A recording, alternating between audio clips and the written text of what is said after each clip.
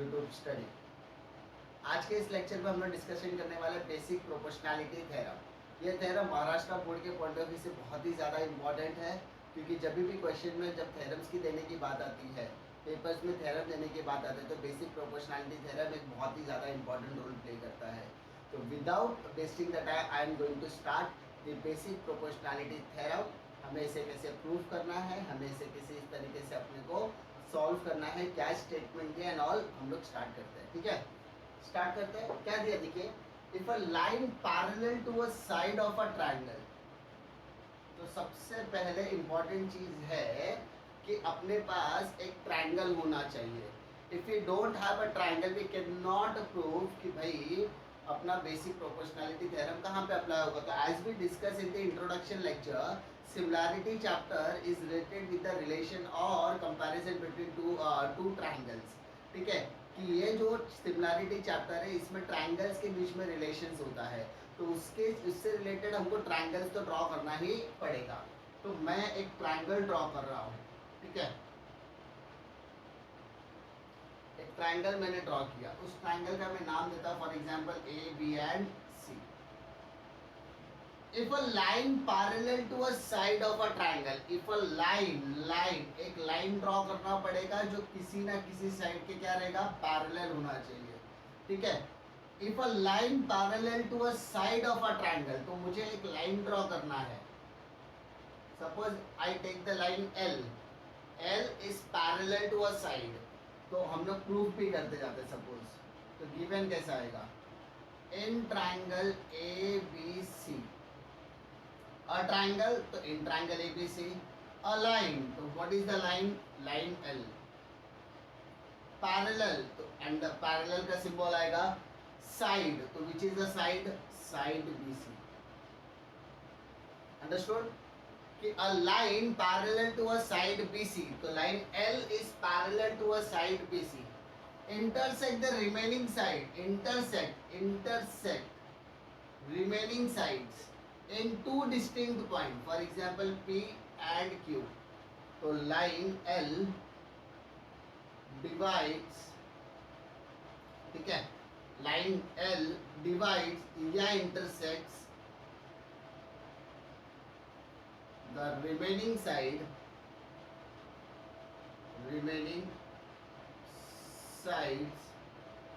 in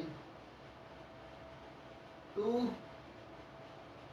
distinct point। ठीक है, distinct point। अब line L intersect the remaining side, तो which is the side, intersect the side, which side, AB and side AC in two distinct point, so which are the points P and Q, at P and Q। Understood. मैंने क्या किया, मैंने sentence का ही use किया, जो मुझे statement दिया था वो स्टेटमेंट को ही मैंने यहाँ पे इस्तेमाल करके उसकी फ्रेमिंग की है गिवन में। तो यहाँ पे सेंटेंस क्या था, इंटरसेक्ट द रिमेनिंग साइड, तो इंटरसेक्ट द रिमेनिंग साइड, तो which is the remaining side, A B and A C in two distinct points, which are the point P and Q. Then the line divides the side in the same proportion। तो इसका मतलब यहाँ पे मुझे prove करना है, to prove what we have to prove। Then the line divides, ये line जो है वो डिवाइड कर रहा है, line divides the side, which are the side A B and in the same proportion। तो which is the proportion, AP upon PB, AP upon PB, and AC is divided into two parts, AQ upon QC, AQ upon QC। Understood. वापस बोल रहा हूं मैं, कैसे करना है, ABC, ठीक है, in triangle ABC line L is parallel to side BC, the line L divides AB and AC into two distinct points at P and Q। सो ये P and Q का क्या रिलेशन है, ये P and Q के क्या weightage है, कि ये P and Q AB को दो पार्ट में डिवाइड कर रहा है, that is AP and PB, and third AQ and QC, ऐसे दो पार्ट में क्या कर रहा है, डिवाइड कर रहा है। ठीक है, understood. Now to solve this we have to take the construction part. हमें कुछ कंस्ट्रक्शन करना पड़ेगा, क्योंकि जैसा मैंने आपको बताया था कि in this similarity we can compare two triangles, we have to take the relation between two triangles. तो बिना दो ट्रायंगल्स के हम लोग कर ही नहीं सकते, तो हम लोग क्या करेंगे, कंस्ट्रक्शन करेंगे। कंस्ट्रक्शन क्या करेंगे, कंस्ट्रक्शन करेंगे, draw line BQ and PC, draw segment BQ and segment PC। कोई डिफिकल्टी, सेगमेंट अपने ड्रॉ कर दिया। अब क्या करेंगे, प्रूफ करने के बाद we need to proof.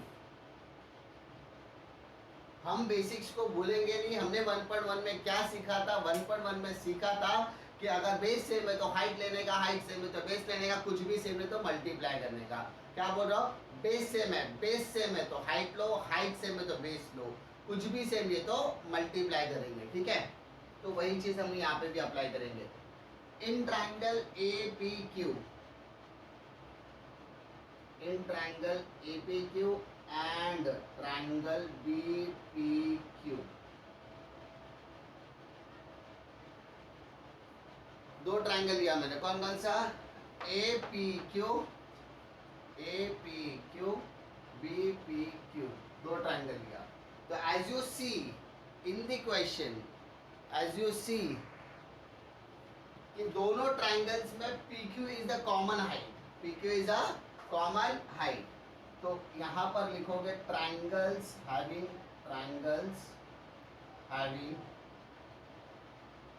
Equal, triangles having equal height. तो व्हाट आर द ट्राइंगल्स, देखो ध्यान से कैसे करेंगे, area of a triangle APQ upon area of a triangle BPQ।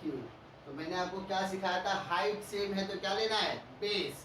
तो what is the base, AP, and यहाँ पर बेस क्या है, BP। तो AP upon BP,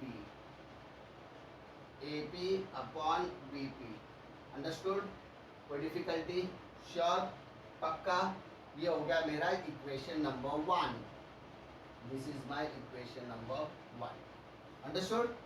now we have to prove the second one. In triangle APQ and triangle CPQ, दो triangle लिया, कौन कौन सा, APQ CPQ। अब ये वाला part same, PQ is a common height, तो ट्राइंगल्स हैविंग इक्वल हाइट्स। तो सेम करेंगे, area of a triangle APQ upon area of a triangle CPQ। Difficulty, no. तो यहाँ पे हाइट सेम है तो we have to take the base. तो what is the base, AQ upon QC, equation number. Difficulty, पक्का। यहाँ पे मैंने क्या किया था, सेम किया, वैसे वहां पर भी हमने सेम किया। अब we have to observe that we have done the construction part. So by construction there are two triangles BPQ and CPQ. तो ये दो ट्राइंगल्स हमारा कंस्ट्रक्शन के बाद आया था, एंड ये कंस्ट्रक्शन के बाद आने के बाद, ठीक है, कंस्ट्रक्शन करने के बाद, after doing the construction we observe that both the triangles having the equal base. तो BPQ and CPQ having equal base, ठीक है, equal base. if the base is equal, तो we can recognize that area of the BPQ can be equal to area of a CPQ.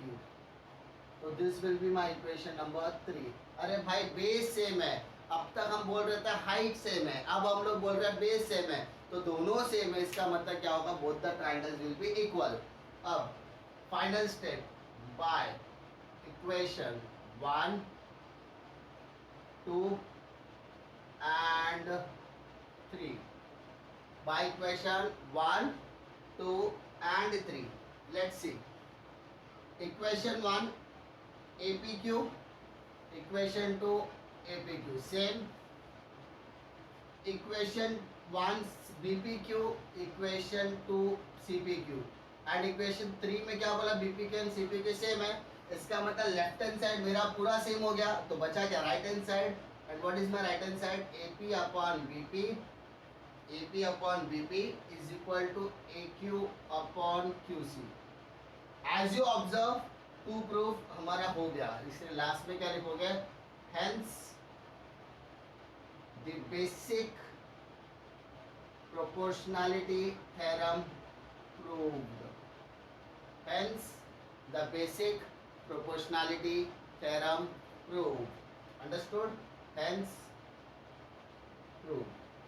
तो difficulty पक्का इस तरीके से basic proportionality theorem हम लोग क्या करते हैं, प्रूव करते हैं, ठीक है। इंपॉर्टेंट थ्योरम है, एग्जामिनेशन के पॉइंट ऑफ व्यू से बहुत ज्यादा इंपॉर्टेंट थ्योरम है, तो मैं उम्मीद करता हूँ कि आप इसको अच्छी तरीके से करोगे without skipping, without taking so much time, without doing time pass. आपको ये थ्योरम को बहुत ही ज़्यादा सीरियस तरीके से करने का है, ठीक है। इस अब हम लोग क्या करते हैं, थ्योरम सबको समझ में आ गया, इससे रिलेटेड हम एक सम करने वाले हैं जो आपके एग्जाम्पल्स में दिया, तो वो एग्जाम्पल्स के सम्स को हम सॉल्व बनाए कि किस तरीके के क्वेश्चंस आपको एग्जाम में पूछे जा सकते हैं, ठीक है। फटाफट एक कॉपी कर लो पॉज करके। As you see in the question which is represented here, ठीक है, यहाँ पर आपको क्वेश्चन में क्या दिया है, जो क्वेश्चन में आपको दिया है उसको मैंने गिवन में लिखा है, ठीक है, कि गिवन में क्या दिया है, in triangle ABC D is parallel to BC, तो DE is parallel to BC, the value of DB 5.4, the value of AD 1.8, the value of EC 7.2, तो we have to find the A। तो जो भी question में दिया होगा उसको आपने गिवन और टू फाइंड के हिसाब से लिख लिया। अब आपको क्या करना है, प्रूव करना है। तो सॉल्यूशन करने के लिए हम लोग क्या करेंगे, सबसे पहले ट्राइंगल का नाम लिखोगे, because without triangles you can not से कि भाई ये बेसिक प्रोपोर्शनैलिटी थ्योरम है। तो पहले ट्राइंगल का नाम आएगा एंड पैरेलल आ गया, जहां पे पैरेलल सिंबल आ गया वहां पर नेक्स्ट स्टेप आएगा बाय बेसिक प्रोपोर्शनैलिटी थ्योरम। जहां पर पैरेलल का सिंबल आ गया वहां पर क्या लगेगा, बाय बेसिक प्रोपोर्शनैलिटी थ्योरम। अब कैसे करोगे बेटा solve, AB is divided into two part, which are they बेटा, AD upon DB is equal to AE upon EC। AB is divided into two part, AD upon DB, AC is divided into two part, AE upon EC। Now put the values, AD 1.8, DB 5.4, AE not given, EC 7.2। so we have to take the values, taking the values just substituting the values, दोनों चलेगा। now cross multiplication, 1.8 multiplied by 7.2 ऐसा, और 5.4 multiplied by AE, understood. क्या क्या हमने cross multiply किया, क्या क्या हमने क्रॉस मल्टीप्लाई किया। नाउ 1.8 मल्टीप्लाई बाय 7.2, 5.4 मल्टीप्लीकेशन में मैंने इसको कर दिया डिवाइड, ठीक है, is equal to A। Difficulty, ये स्टेप में कोई डिफिकल्टी नहीं है। अब सर प्लस से डर नहीं लगता, मल्टीप्लाई से डर नहीं लगता, माइनस से डर नहीं लगता, डिवीजन से डर नहीं लगता, डर तो लगता है पॉइंट से। जहां जहां पर आपको पॉइंट लग जाता है वहां पर आपको थोड़ा सा दिक्कत आता है, पता नहीं क्यों, लेकिन मेरा काम है आपके लिए मैथ्स को थोड़ा सा सिंपल करना, तो मैं आपको सिंपली मेथड से सिखाऊंगा, ठीक है। यहाँ पर पॉइंट के बाद 8 है, यहाँ पे पॉइंट के बाद 2 है, तो हम कैसे करेंगे, 1.8 multiplied by 7.2 5.4 is equal to A। Multiply, यहाँ पे पॉइंट के बाद क्या है, एक नंबर है, यहाँ पे पॉइंट के बाद एक नंबर है, मतलब देयर आर 2 पॉइंट्स, तो 100 से मल्टीप्लाई करेंगे। But in the denominator there is 1 point, ठीक है, पॉइंट क्या है, एक ही नंबर है, बट ऊपर मल्टीप्लाइड बाय 100 क्या तो नीचे भी मल्टीप्लाइड बाय 100 ही करोगे। नाउ फाइनल 18 मल्टीप्लाइड बाय 72, नीचे आ गया 54 multiply by 10। Why 10 why 10 why 10, because एक पॉइंट यूटिलाइज हो चुका है।